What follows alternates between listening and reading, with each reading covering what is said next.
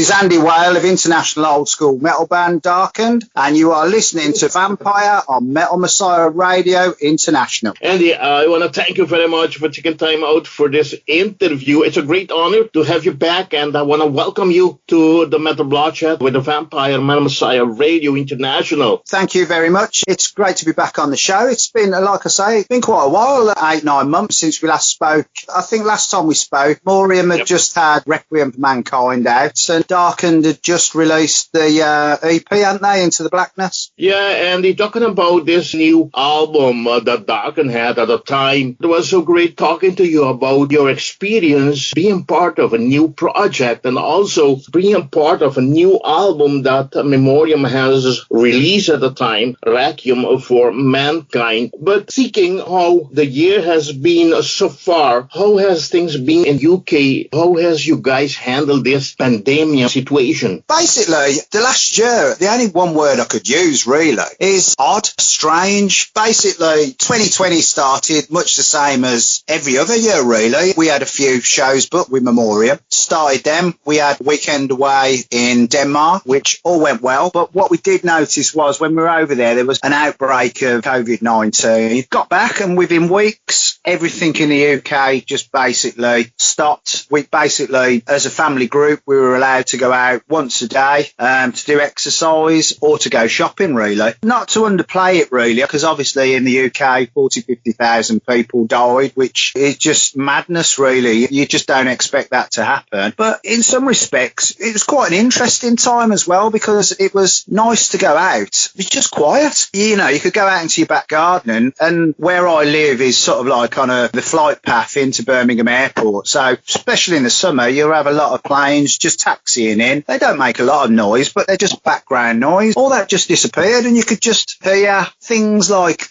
birds, and in one respect, it was quite nice. As the year went on, I mean, obviously, the 3 months of sort of like lockdown or whatever, thereabouts, I mean, it slowly started picking up, but it's still, we've gone down into a semi-lockdown now, but basically, I just kept myself busy, recording a few new Darkened tracks, doing a few radio shows as well on Metal Messiah, and just tried to keep myself busy, really.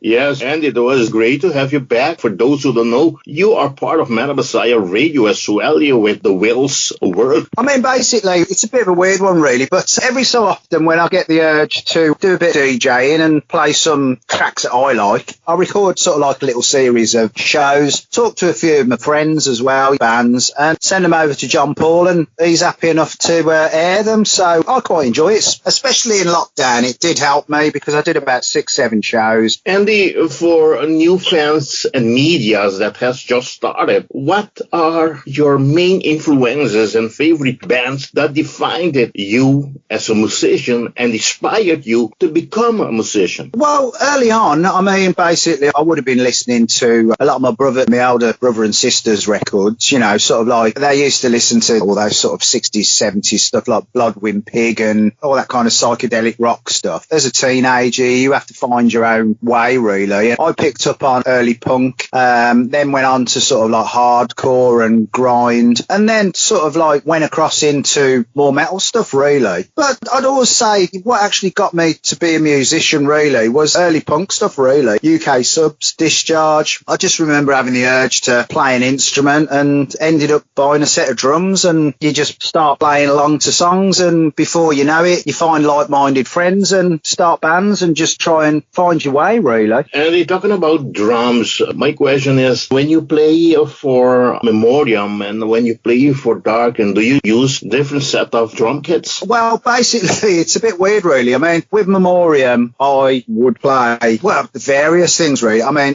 my normal setup would be a standard sort of like 5-piece kit with various cymbals. That does change when festivals, because sometimes you have to play what's there, really. But with Darkened, what I do all the recording for Darkened on an Elise's DM10 E-kit. kit, and then that's connected to my computer, which I run Cubase and then Easy Drummer, and then that's basically the difference of the setup. Darkened is electronic kit, and Memoriam is just a standard acoustic kit. Okay, to go back in time, Andy, when being part of Bolt Thrower, where you recorded albums with the bands like In a Battle There Is No Law in 1988, Realms of Chaos, Slave to Darkness in 1989, War Master in 91, The Fourth Crusade in 1992, and For Victory in 1994, and have played alongside musicians like Carl Willits, Gavin Ward, Barry Thompson, and Joe Bench, who are still considered to be among the first women to play in an extreme metal band. You also play drums for a while in Drop Dead with Mick Harris, Jim Whitley, and Shane Ambury. They all joined a Napalm Death at some point of time, but Shane still play for the band. What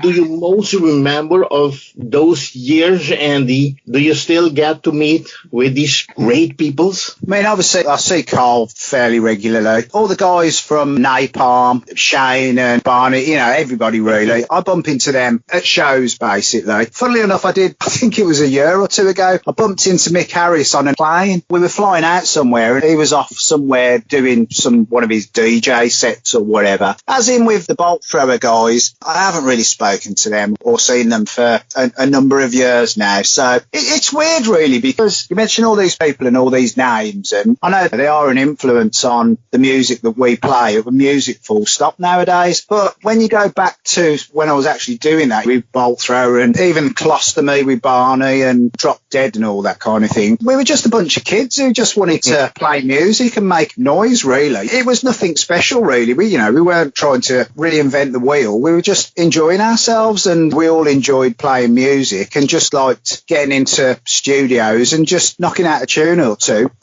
You don't really sort of think about, say, for instance, in Battle Law or whatever, you don't really sort of like, you're just happy to be recording a record, really. It's not until sort of like 20, 30 years later, the importance of it becomes reality in a way. But Andy, we're talking about, I think, over 30 years ago. And when you guys meet each other, you have to remember and say, oh, it's been such a long time. I can't even believe that the time has fly so fast, but it must have been great times. Yeah, I mean, like I say, I've been in bands myself since, the early 80s. The first band I was ever in was a punk rock band called Urban Chaos, which was a few friends that, I was at school, and when we left school, we just carried on with this band. And then it's just sort of like, Birmingham is a very sort of like, even though it's, like, the UK's second city, when you're into you're into punk, or you're into hardcore, or you're into death metal even, say it, for instance, even the UK, really, it becomes a very small city or country, because it's sort of like it's a niche kind of music, really. It's not popular music. Anybody who, I suppose some people do quite well out of it, but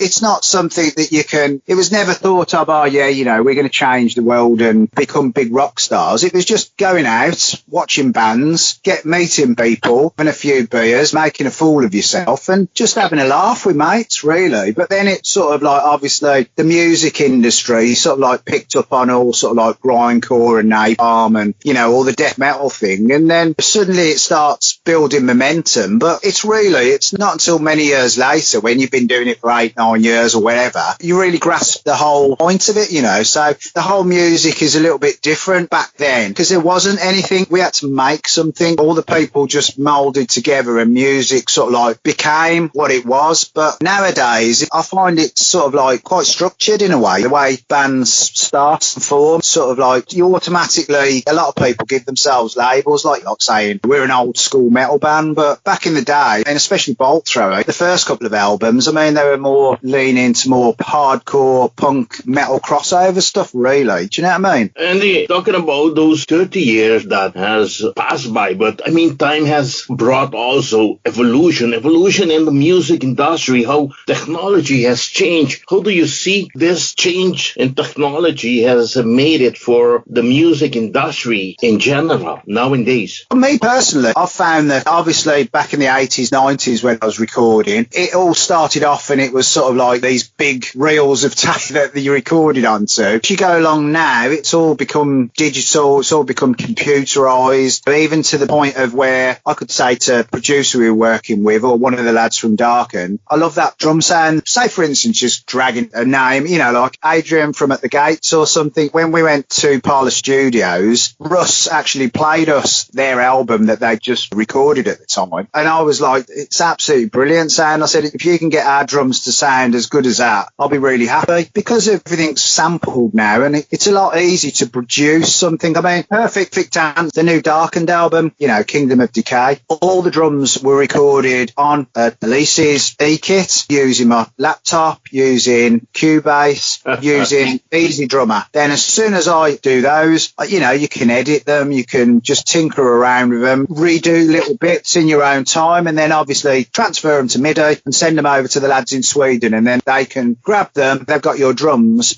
ready to do whatever they want with, and it just makes it it's a lot easier nowadays, I'd say. You can basically do it in little bits where years ago, really, in the early days, you'd do drums in one take, and then they'd go, oh yeah, that sounds fine. But then 30 years later, you listen to it, well, 30 years later, but you know, you listen to it and think, oh God, they're awful. Yeah.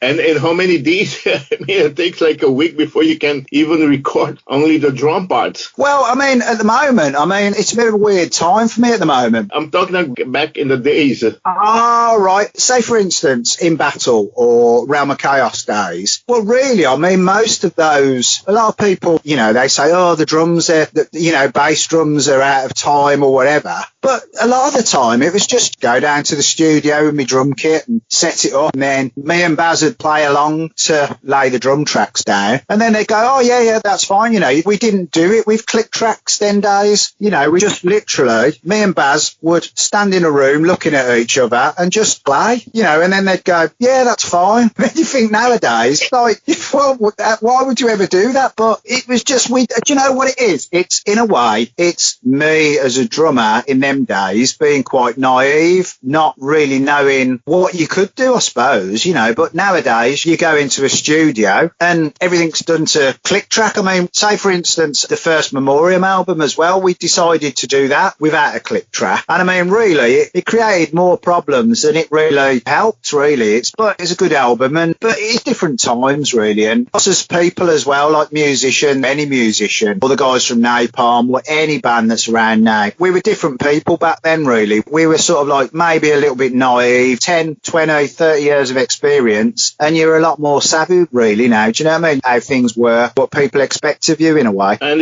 before we go over to what we hear for Darkened, it was back in 2016 when you, ex-Bolt Thrower, ex-Drop That, with Carl Willits, ex-Bolt Thrower, alongside Frank Haley, ex-Benediction, ex-Napalm Death, and Scott Fairfax, Massacre member, formed the band Memoriam as a tribute band to the late Bolt Thrower drummer Martin Kill Kearns, who replaced you when you left Bolt Thrower back in 1994, and he passed away in 2015. How are things going with the band? Last album, Requiem for Mankind. Yeah, it's quite funny actually, because at the moment I am taking time off from Memoriam. The reason being is earlier this year, just before about February time, I started complaining about shoulder pain. Cut a long story short, it turned out to be diagnosed as rotator cuff tendinitis, which is just one of those niggly pains that just causes a lot of pain really. So what I found over lockdown was that I was struggling a little bit to hold sticks and play for a long time. So in the end, I said to the Memoriam lads, I need to take some time off. Luckily, I was put into the physiotherapy at my local hospital. That's still ongoing at the moment, but the upside to it is I am getting a lot better. Like I say, so I haven't had a lot to do with the Memoriam lads because obviously lockdown and then this sort of like shoulder injury injury. But what I can tell you is they are just about to go into the studio to record another album. I'm not going to be recording it because obviously, but it was all booked, and to sort of like postpone it, we would have had to have waited absolute forever to get into Parlour Studios. So somebody else is going to be recording this album. I won't say who it is. He's a great drummer and a really nice lad. So, I mean, really, I've taken a little bit of a step back from Memoriam at the moment. It's the same with everybody. All the shows have been cancelled. I think tentatively they might have some shows the end of this year, start of next year. Will I do them? At the moment, I couldn't answer you at that, but let's see. So this is your second time to take a break from the band. I mean, you have done already in 2018, right? Yeah.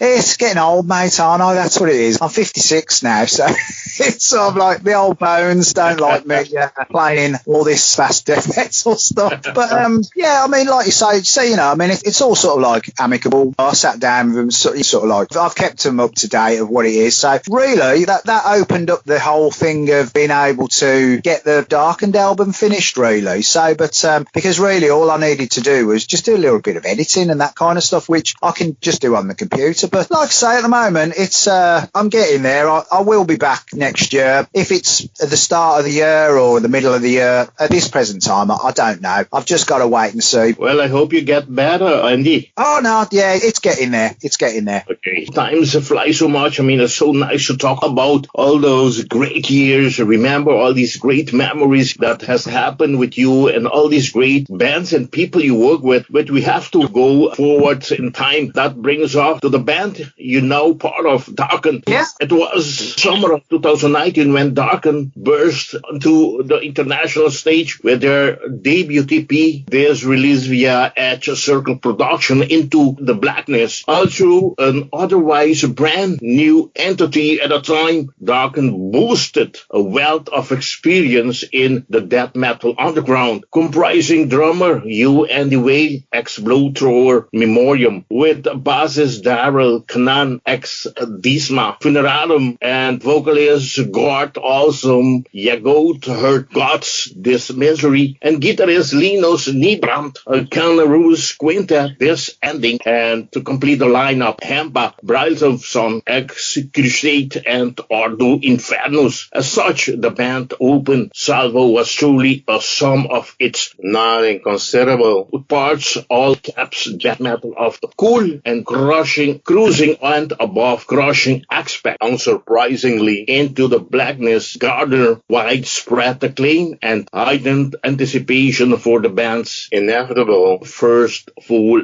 debut album. Yes, Andy, talking about you guys formed this great band, Darkened. I mean, it's been over a year that the band was formed. How was Darkened received by fans, by press, and the whole world? I mean, to be honest, we couldn't fault it, really. Everybody that sort of like got involved with the band, press, and people who buy the records as well, really enjoyed it. A lot of people have basically said it's a breath of fresh air. It's just really, for me, I mean, as well, I mean, it's just been a really enjoyable project to work on, really. All the lads are really nice, great lads. Everybody, when needed, would just do what they needed to do, which is always great. Darkened have just great to see it build, really. So, but we've all been in bands before. It's still quite hard to get people interested in a band of people that, you know, like a project, really. But it's just been received really well. I mean, you know, I couldn't fault it. I've really enjoyed the whole process, really. Into the Blackness, the band's debut, yes, a 3-track EP, 15 minutes of true old school melodic death metal. Yeah, the band's first album. Did you guys get to travel and perform live as a band?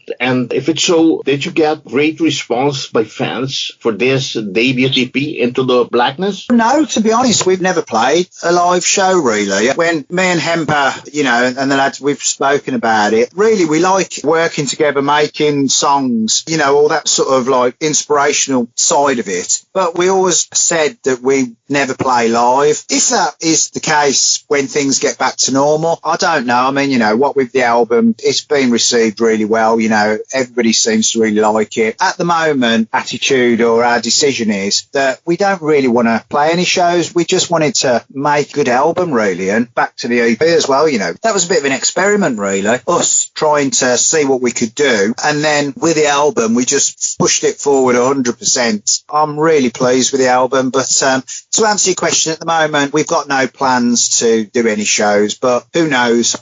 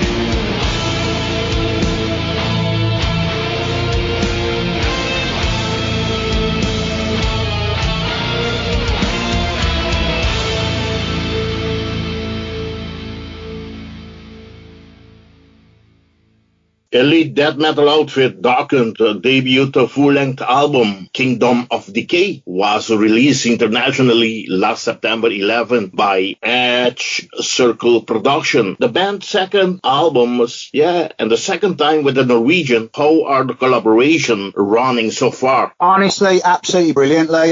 You can't fault them. I mean, really as well. I mean, back to the same thing as well. When we actually decided we were going to record something, we decided that really we wanted to keep it, more with an underground label, really. So when we planned to do the EP, I know Hempa got in touch with Chaos Records, and it was a bit disjointed, the EP, actually, how it came about, because we got offers for the vinyl from Chaos Records, then we got an offer from Edge Circle to do the CD, and then somebody else put a cassette out. But when we actually worked with the guys from Edge Circle, it just worked so smoothly, and they asked if we wanted to do an album with them, and it was a no-brainer, really. It was just sort of like, we were more than happy to do the full-length album with them. And to be honest, everything they've said they've done, there might have been a few delays here and there, but it's great, really, because they actually sort of like speak to us, ask us what, we want doing, and they're more than happy to try and do it, really. Andy, again, you guys went over to work with Juan Castellano Rosado for the album cover artwork. We also worked with Unleash, Black Dahlia Murder, Gaze of Ishtar, to say some. They always say never change a winning team. And Juan Castellano Rosado also did the 2019 EP Into the Blackness, as I just said. What made you decide to continue with him for this band's full-length album cover artwork? Basically, because the artwork for the EP was so good, it just fitted the music, really. And when we actually thought about doing the full-length album and discussed what sort of artwork we'd want, we wanted to stick with the black and white artwork anyway, because we feel that sort of like fits the whole band's name. But he's just a really good artist, so he's a nice lad as well. He's a big bolt thrower fan as well, so that's that gives him a few brownie points. But the artwork he's done for us has just always fitted the music. It's brilliant. When I saw the album artwork for this great new album, it's so like, here you are, a punch in your face. Come on, this is Darkened again. Yeah. Well, yeah. I mean, it just fits the whole idea. I mean, like I say, the only difference to the EP to the album is Daryl couldn't do it, basically, because he couldn't commit really to the album. So when we got to that point where he decided he was going to carry on with his thing, the lads over in Sweden obviously asked Tobias if he could help out, and he was more than happy to do it, so we fitted in well, and it just worked really well. So, but yeah, it's nice to have a sort of like team of people that you get on with and sort of like just work well with as well. I think it's everybody's just done what they needed to do, and we've done something really proud of. It's something in a way a little bit different to what I'd normally do as well. And so in my mind, it's a no-brainer. It all worked, and hopefully we'll do something else as well. And the band has premiered on July 19, the first single of this new album, The Burning, followed by the old ones, that was on August 12th, and most recently the track Kingdom of Decay last August 28th. Could you please tell us who was responsible for making these videos? Right then,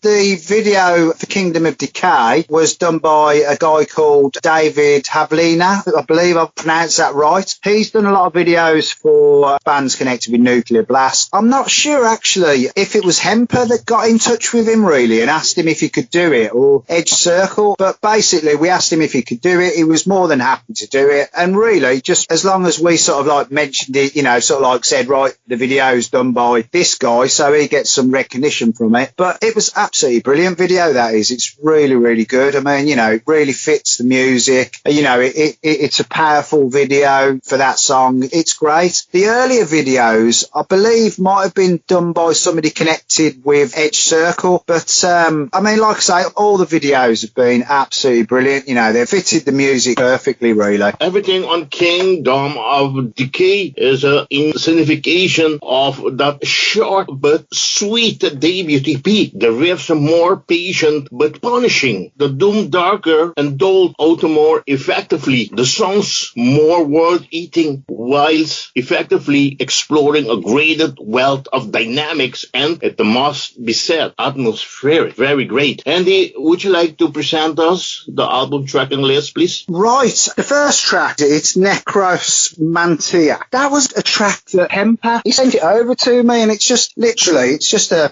atmospheric guitar intro track. I remember him saying, well, do you think we can actually use it? And I've always sort of like said with the Darkened project, why not? We can basically try different ideas. So he made up that intro, and it's really atmospheric, really. It's a perfect intro to the album, really. And then obviously got all the thunderclaps. It reminds me in a way of sort of like, that old Bathory style thing, which is really, really good. And then track 2 would be Dead Body Divination. I mean, basically, I was speaking to Gord about, what the tracks were about, really, because, obviously being a drummer, I don't really go into lyrics massively. It's all about the music for me. But what he said was, with these tracks, they're sort of like short stories in a way, little horror stories that he writes. It's really interesting. 1,000 Years. Now, I think this one was an idea behind the song was sort of, like prisoners of war, that they go on these forced marches and obviously they know they're going to die. That was the horror idea behind that. Track 4, Pandemonium, which I've got to say is my favourite on the album. I think that's just a really pure death metal track. I think that was sort of like based around sort of like more the chaos of the battlefield, that kind of thing, really. Cage of Flesh, I'm just trying to see what Gord said about that one. Cage of Flesh, right? Basically, he was saying that it's inspired by real-world events of his father's battle with Alzheimer's, so he was trying to put that across in his own words, really. Then the next track would be The Burning, which obviously goes back to the whole, they're sort of like witch burning days when people being accused of practicing witchcraft and ultimately being burned at the stake. The old ones, I'll quote what Gord said to me, actually. I've written a few bits of it down. He said this was a bit of a nod to the Lovecraftian lord, but really just a story about powerful ancient beings that have been in a deep sleep in the earth for, sort of like 1,000 years and waking up and sort of like, Kingdom of Decay was obviously the title track. Basically, he was saying that it's a warning with itself until literally one person, it's about war really, basically, people warring until it gets to the point where there is only one person left and about the world that you'd inherit, basically. Then the next track would be of Unsound Mind, which is, he wrote this about a psychopathic serial killer, and having that uncontrollable urge. And then finally, the last track, White Horse of Pestilence, it's sort of like, that was him trying to sort of like explain the time we're in now, really, all this COVID-19 and the pandemic and everything.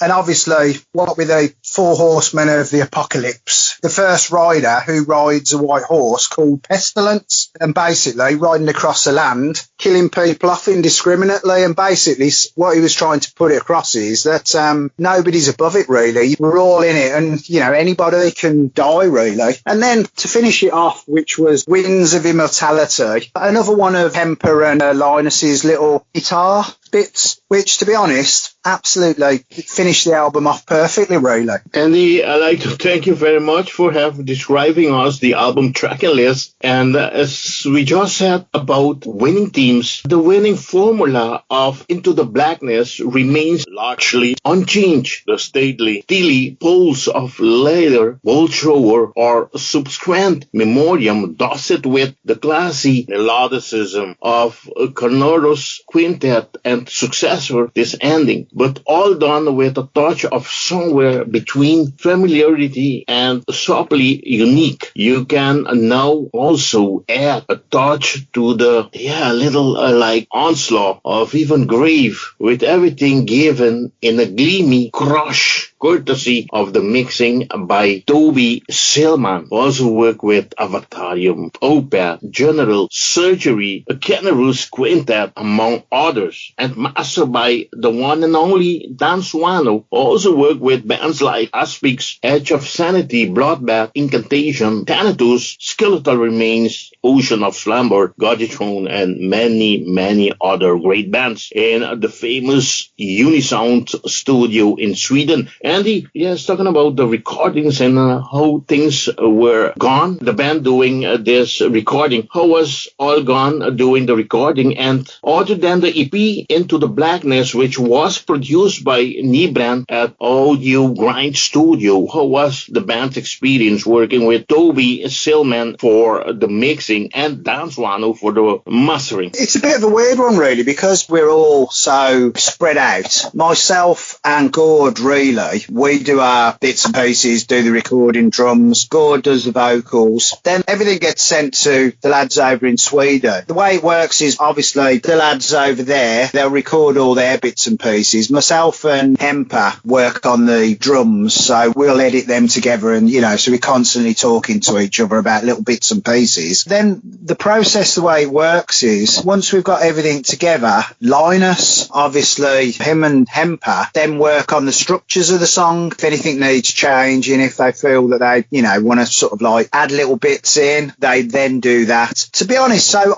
it's a weird one, really, because I couldn't actually answer you. I mean, it's great to actually work with the guys over at Unisound, you know, Dan and everyone, but I didn't really get involved with it. It's a weird one, really. I mean, I think Linus knows the guys anyway, because obviously he's done work with them before. It's a weird one, really, because the budget for this album wasn't massive amount, obviously, small label, so we all sort of like worked away on our own bits, and we kept all that money so we specifically could use the guys over in Unisound, you know, because we knew the final mix. I mean, to be honest, Linus and Hempa sort of like mixed the album, and it, even when they'd finished with it, it sounded really good. Then they gave it to the guys over at Unisound, and they didn't do a lot to it. What they did just really lifted it. And then obviously Dan doing the mastering, you know, he didn't have to do a lot to it, but what he did, it just made it into something really quite special. Brilliant. It's weird, really. I mean, me personally, I would say Kingdom of Decay is probably, I'd say it's my favourite album that I've recorded. And the songs on it are just really strong. Everything about it is just a great album. I just hope, in a way, that a lot of people get to listen to it, because I suppose we've all been in bands before, but, you know, I wouldn't even say myself. I'm just Andy Whale, a drummer who, yeah, has been in Memoriam, been in Bolt Thrower, been in these other bands, but you can still just become, you know,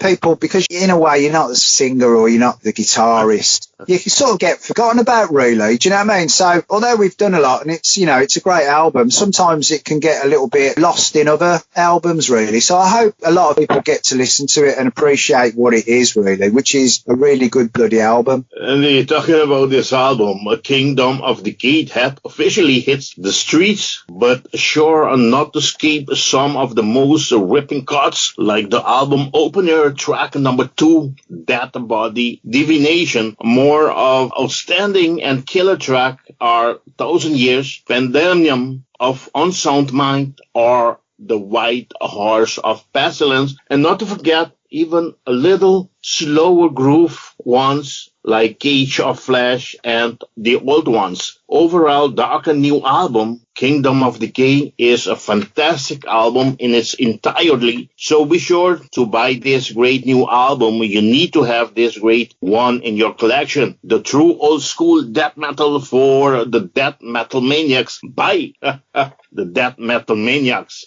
And almost to conclude this interview, I see that the band and Edge Circle Production has released the album on a regular CD, and I see also black vinyls as well. Do you believe that you guys will be printing, or via the label you guys gonna be printing color vinyls as well? And do you have it also available like you did with the EP on cassette? It certainly is, yeah. I mean, basically, Edge Circle have released it on CD. It's also released on black vinyl, white vinyl, I believe, as well. And there's a picture disc version of it as well. There is a very, very limited collector's vinyl as well, which is black and red splatter vinyl. The cassette has been released, but I know it's limited to 100. If anybody wants to check out the Darkened album, it's easier, just go to www.edgecircleproductions.com. They've got a Bandcamp site which you can get everything from the CD, vinyl and the cassette. They're also doing T-shirts as well, I believe. So, but yeah, I mean, the easiest thing to do is go over to Edge Circle anyway. It's quite easy to find. And if you like the album, buy one, yeah, be great. Andy, I want to thank you very much for having made possible this interview, and I want to hand you over the microphone of Messiah Radio to invite all your friends and the fans to support the band, to buy the band previous EP Into the Blackness, and to buy the brand new masterpiece that are already out. To be talking about Kingdom of Decay, which was released last September 11th via the Norwegian Edge Circle production.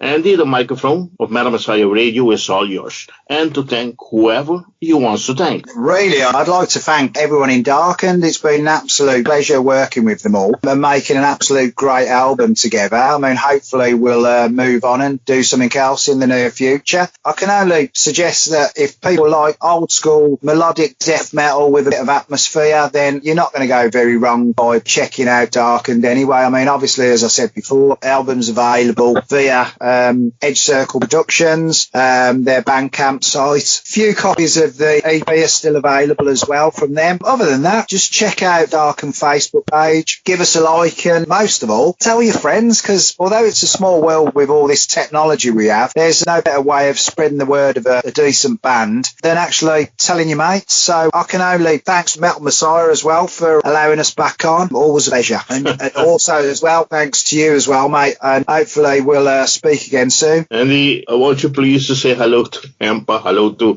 Linus, to Tobias, to Gord for me, please. Andy, I wish you all the best. I hope the whole world get back to normal so we can start already again going to festivals, meeting each other at different festivals around Europe, around the world, and have a great time together. Really missing going to festival. Really missing seeing you guys playing live. And I wish you all the best for this great new album, Kingdom of Decay. And yes, without anything else to say, Andy, thank you. Thank you very much. No, thank you to you as well. Yeah, it's been a pleasure. So, as always, like I say, yeah, hopefully next year, sometime next year, things get back to normal. At the moment, over in the UK, we're down in we're back in limited lockdown. So, things have taken a backward step. But let's see what happens next summer anyway. But hopefully get to meet you next year. We shall see. Okay, like I always say, metal on. Bye-bye. Bye-bye, mate. Take care.